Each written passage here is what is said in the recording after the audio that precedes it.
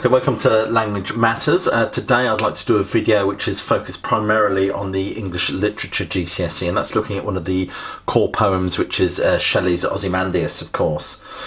Let's think about this poem and give it some sort of contextual framing. It's very important to consider context, because there are marks to be obtained from writing about context, but not too much, please. The focus has to be on language, form and structure. So anyway, let's think about context. Obviously this is written by Shelley. He was a romantic poet.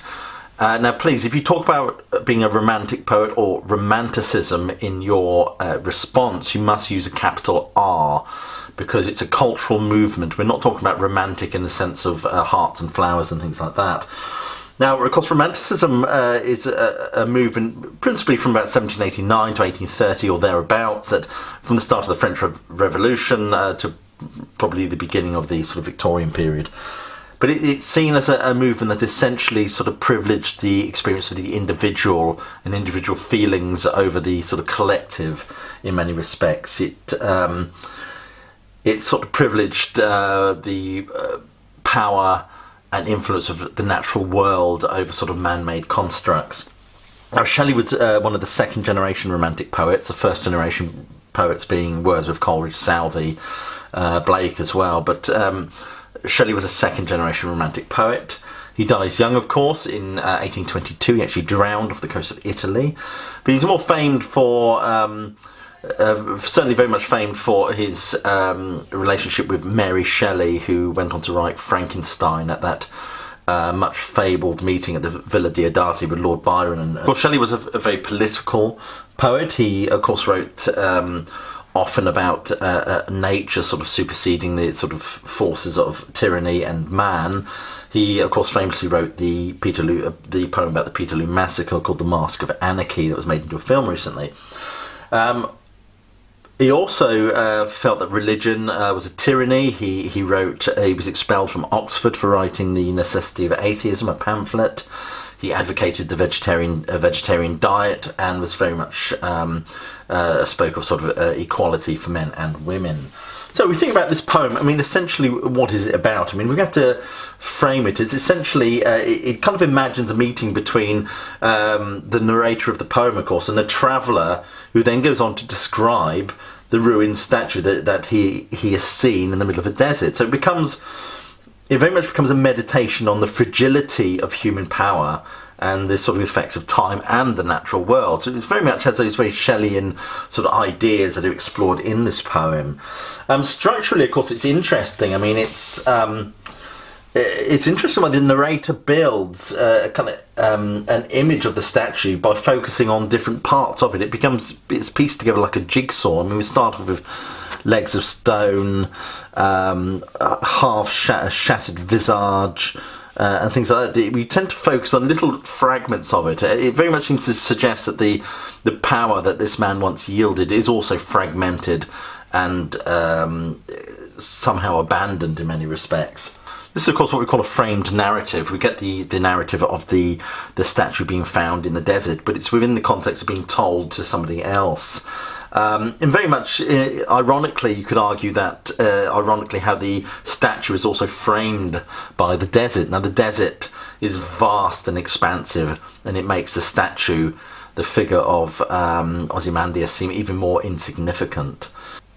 So we think about the form, really. The form is, of course, it's a 14-line sonnet. It's broken up into two sections, 8 lines and 6 lines.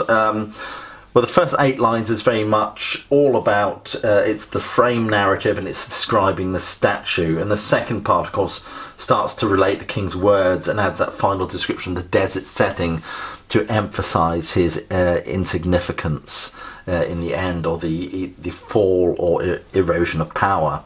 If we're talking about form and structure, it's interesting that the poem actually forms a kind of second-hand account in many ways. We kind of told the story by somebody else who was telling us a story. So even in terms of narrative, the Ozymandias is further removed from us. It's that distancing, ironic distancing, as his power just seems to fade, which is very much the theme of this poem. Of course, it's written in iambic pentameter, which is, sort of 5 metric feet to the line. But it's often disrupted in many respects. The iambic pentameter is often disrupted in this poem, which perhaps indicates how power and tyranny can also be disrupted by the march of time. If you are going to write about this poem, it's worth mentioning irony when you talk about it. I mean, you talk about this man's power or this man's image being fragmented and lost in the immenseness of the desert. But ironically, one of the romantic concerns is that art supersedes in many respects, and yet it's the sculpture here who is immortalised, whereas Ozymandias is lost.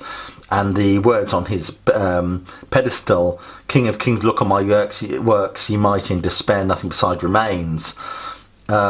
Yes, of course. I mean, it's incredibly ironic because, of course, nothing else remains. His works do not remain. The only thing that remains, of course, is this statue, which is attributed to the sculptor. So there's an irony there in many respects, that Shelley is saying that nature and art prevails over sort of man-made structures of tyranny and power. It's certainly worth commenting upon that if you want to get into the higher grade boundaries. Also, if we talk about form and structure, I mean, interesting use of caesura in this poem. For example, "who said" there is quite interesting. I almost think the pause here kind of almost imitates the traveller's sudden intake of breath before he tells his story, which he then proceeds to do so. The second caesura, of course, comes straight after "stands in the desert." And it's quite interesting because that very final full stop at the end of the line sort of ends the sentence and reinforces that sense of isolation surrounding these ruined fragments that represent this man's power that once was. Then we get the final caesura, of course, "nothing besides remains" here, which is really interesting with that short, it's a grammatically complete sentence, of course, but it's isolated. It stands alone, very much like the statue itself. It almost becomes a representative of the statue itself. This short sentence very much is juxtaposed with the other sentences in this poem that kind of stretch on and on. They're quite long sentences. They sort of go on and on, very much like the desert and, of course, time itself. Time is one of the central figures in this poem. If you think about the language that's used, it's certainly very much the language of power in many respects, but it's a power represented as being lost. And it's very much Shelley, I think, telling us that the tyranny and power and man-made constructs will ultimately be lost to the much greater and more powerful force, the great emancipator, which is time, and of course the natural environment. So we get that first line, "I met a traveller from an antique land." I mean, it's quite interesting that immediately it's made clear that the narrator of this poem hasn't actually seen the statue. He's only ever heard about it as a kind of second-hand narrative. And it brings us back to the point that I said before, that this further distances the narrator from Ozymandias, and by implication us as well. Ozymandias is just drifting away into insignificance. And the next line, we get that wonderful caesura, as I said, which is almost like an intake of breath before the tale is actually related. "Two vast trunkless legs of stone," adjectives that emphasize size, but also emphasize the fact that that Ozymandias' statue is incomplete. It's broken and fragmented. "Stand in the desert."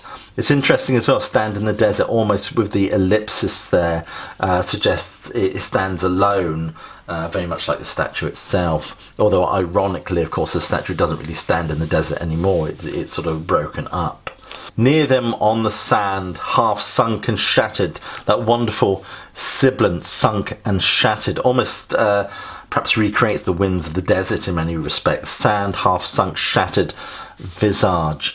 I like the term "shattered visage." It's quite violent, aggressive sort of imagery, really, but it's also quite ironic in the sense that even a powerful human can't control the damaging effects of time or the damaging effects of the natural environment. "Whose frown and wrinkled lip and sneer of cold command," which I quite like, tells that its sculpture well those passions read, which yet survive. Again, it's quite ironic here because Shelley is saying Ozymandias doesn't survive, his power and tyranny does not survive.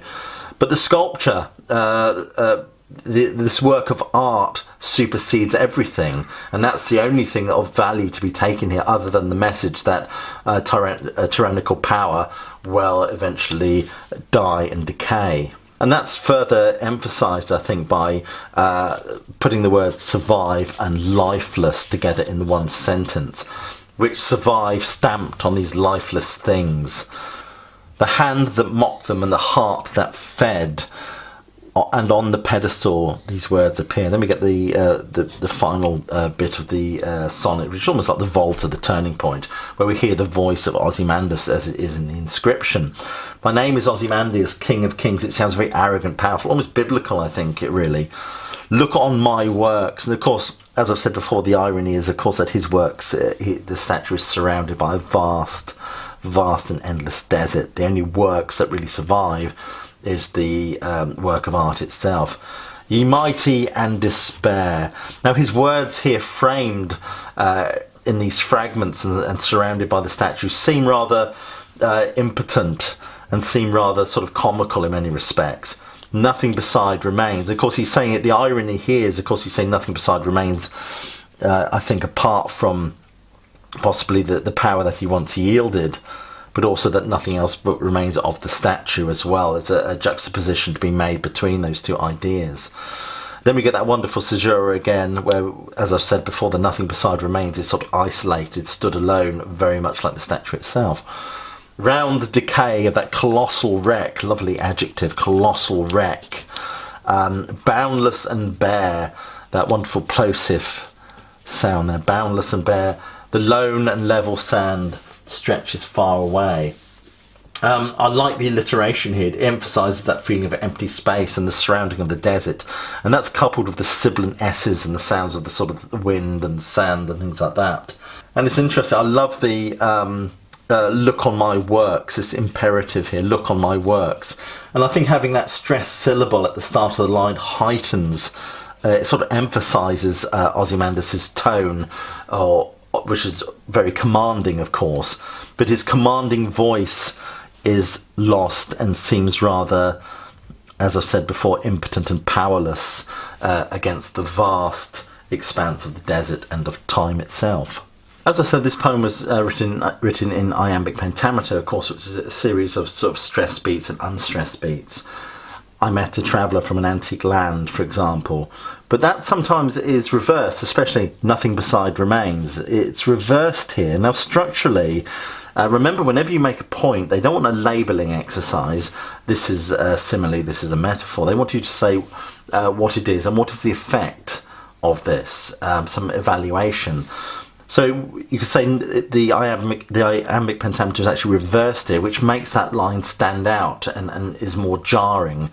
It emphasises the overall message of the poem, that nothing besides remains apart from the natural world, which now frames the fragmented Ozymandias. Anyway, thank you for watching. Please click like and subscribe. I do want to get those subs up. I will be uploading loads more content regarding the GCSEs, English language and English literature, of course, AQA. Anyway, once again, thank you for watching.